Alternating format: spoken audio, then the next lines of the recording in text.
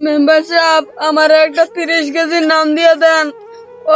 ওর বাহে প্রায় 3 মাস ধরে ঘরে অসুস্থ পড়ে রয়েছে।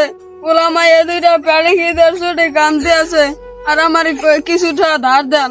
কার তো আমি দিয়ে দিছি, তুমি কয়দিন আগে আমার জানাইলে খুব ভালো হইতে। কিন্তু তুমি তো তোমার পোলাপান লইয়া আইসো, খুব তো বিপদে পড়ছে, এটা ঠিক আছে। তাই তুমি আমার লাগে কাল 12টা বাজে রাইতে দেখা করো, ঠিক আছে?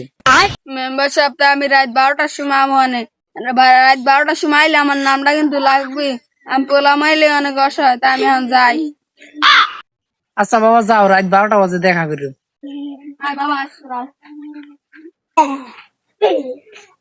মেম্বার সাহেব আমি আইছি।